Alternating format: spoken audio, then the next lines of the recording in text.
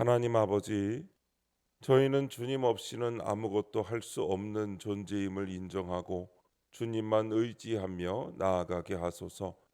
세상의 기적을 바라보다가 영혼 구원의 깊은 감동과 놀라움을 잊었던 것을 불쌍히 여기시고 용서하여 주옵소서.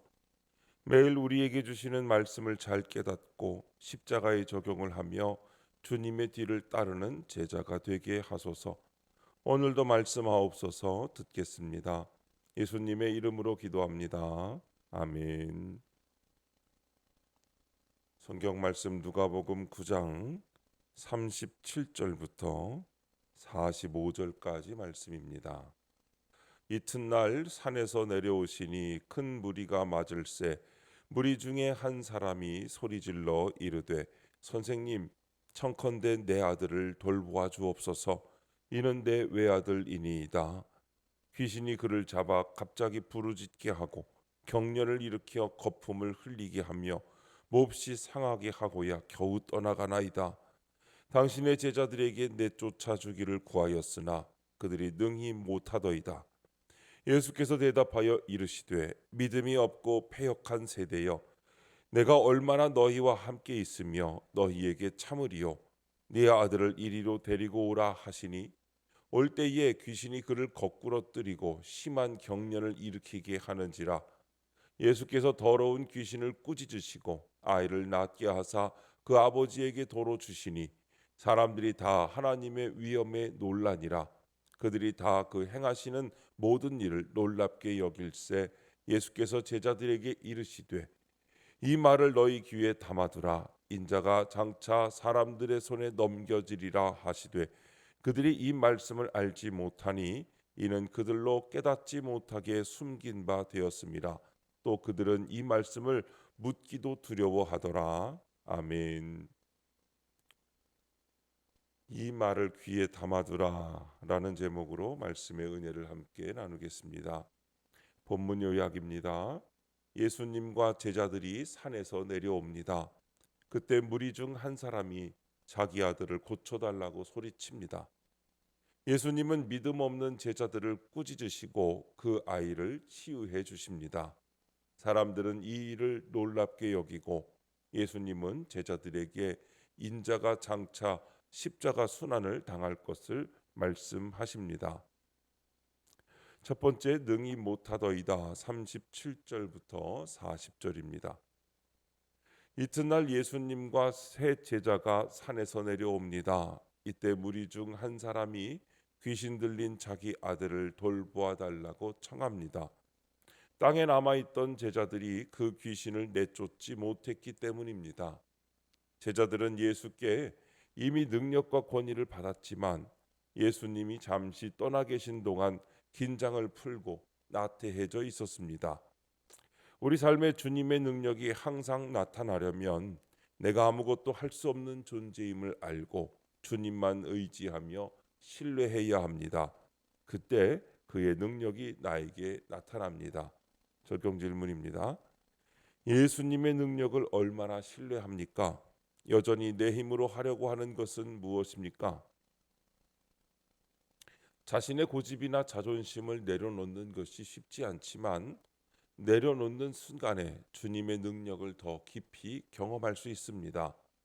내가 모든 것을 할 수 없음을 인정하는 것이 주님을 신뢰하는 시작입니다.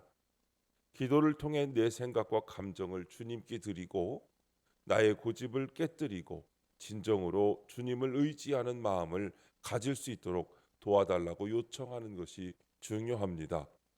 믿음의 공동체와 나누고 서로의 경험을 통해 격려받는 것도 큰 도움이 됩니다. 다른 성도들의 이야기를 듣고 그들의 기도와 지지를 받으면서 나의 믿음을 강화할 수 있습니다. 매일 성경에서 주님이 어떻게 역사하셨는지를 묵상하며 그분의 능력을 온전히 바라보아야 합니다. 일상에서 작은 일부터 주님께 맡기는 적용을 하시기 바랍니다. 사소한 문제라도 주님께 기도하고 의지하는 습관을 기르면 점차 큰 문제에 대해서도 신뢰할 수 있는 믿음의 기반이 생깁니다. 두 번째, 아이를 낳게 하사 41절부터 43절입니다. 예수님은 믿음 없는 제자들을 꾸짖으신 후에 귀신 들린 아들을 데려오라고 하십니다.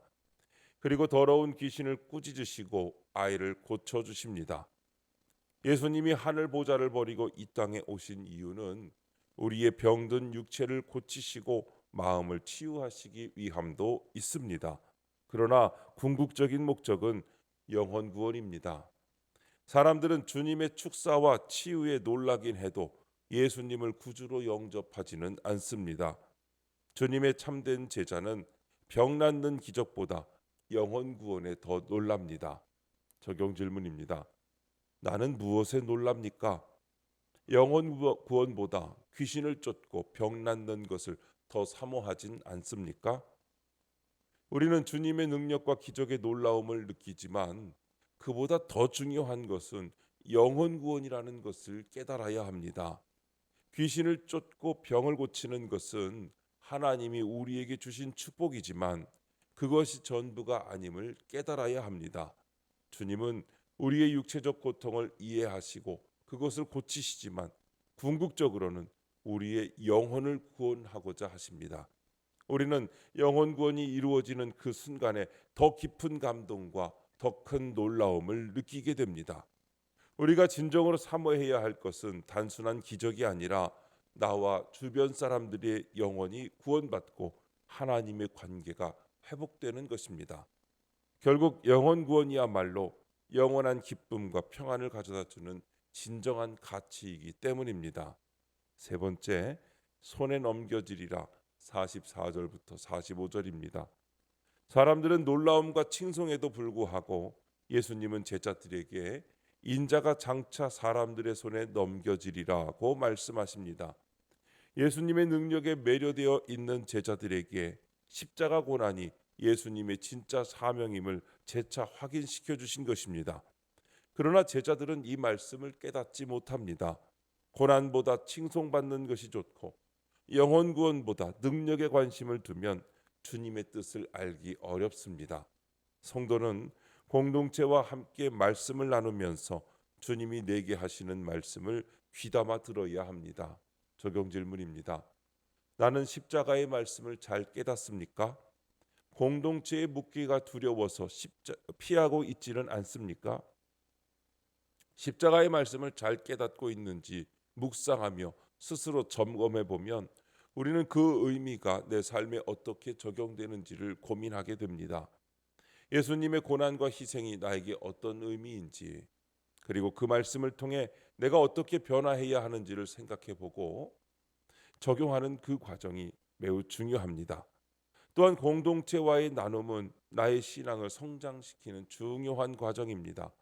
때로는 두려움이나 부끄러움 때문에 진솔한 대화를 피할 수 있지만 사실 공동체에서 우리는 서로의 믿음을 나누고 격려할 수 있습니다.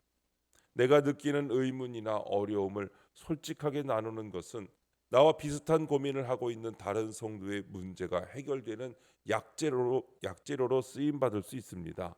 결국 십자가의 말씀은 나에게 도전과 위로가 되며 공동체와 함께 그 말씀을 깊이 나누는 것은 우리의 신앙을 더욱 굳건하게 하는 계기가 됩니다.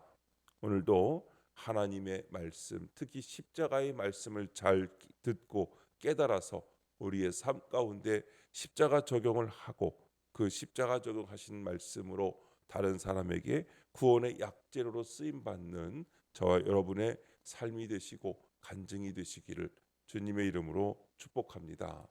기도하겠습니다. 하나님 아버지, 내 힘으로 문제를 해결하려 한 것을 용서해 주옵소서. 저의 전적 무능을 인정하고 오직 예수 그리스도를 믿는 믿음으로 사명을 감당하게 하옵소서. 능력을 행하는 것보다 영혼 구원에 관심을 가지고 제게 말씀하시는 주의 음성에 귀 기울이게 하옵소서. 주님, 이 시간 주님께 기도하는 성도들의 기도 가운데 함께하여 주시옵시고 주님의 세미한 음성을 들려주시며 그 선하신 손길로 붙들어 주옵소서. 우리 주 예수님의 이름으로 기도드립니다. 아멘.